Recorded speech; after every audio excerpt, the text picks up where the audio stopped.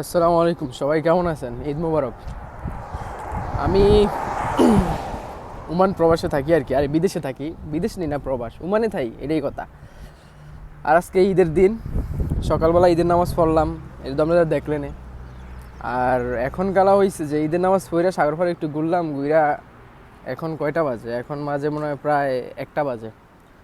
শেষ, আর কোনো কোথাও যাওয়ার জায়গা নাই। এরপরে খাই, রান্না করে খাই না, খাই মেস হোটেলে যা খাই এলাম, এই আগের গেলে সেম বিরিয়ানি। তো এটা হলো বিদেশ, বুঝুন নি, সেম থিংস। অল্প একটু ঘুরছি, এরপরে বন্ধ মালিক দেয় নাই, জোর করে লইছি যে আমি ঈদের দিন কাজ করতে পারবো না, আমার বন্ধ দিতে হইব। তো এই অনেক কষ্টে বন্ধ লইছি, হাফ দিন গেল, অর্ধেক দিন গেছি গা নামাজে, আর একটু সাগর ফাগর যে গোসল করায়। এখন খাওয়া দাওয়া করলাম, আলহামদুলিল্লাহ ভালোই। এখন যাইতেছি বাসায়।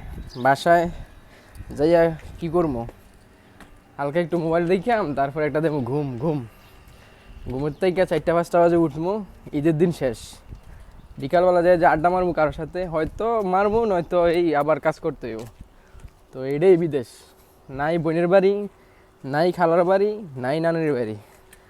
আর থাকলেও কি হইব, এখন যেই আত্মীয় স্বজন আগের মতো নাই। আত্মীয় স্বজন দিন দিন বিচ্ছেদ হয়ে যায় গায়ে, ঠিক আছে নি? হিংসা বিদ্বেষে মানুষ, খালা খালু এইজন সব শেষ।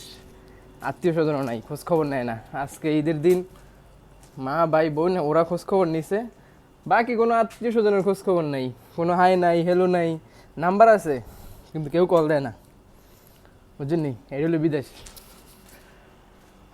আর আত্মীয় স্বজন বর্তমানে যোগে, আগের যুগে হয়তো কি আসিল না আসিল এটা জানি না, বর্তমান যুগে শুধু স্বার্থ চায় আর কি আত্মীয় স্বজন। তো সবাই ভালো থাকবেন। বাসায় এসে পড়ছি, এখন যেমন ঘুমাইতে, এক ঘুমে দিন পার করে দেবো ইনশাআল্লাহ।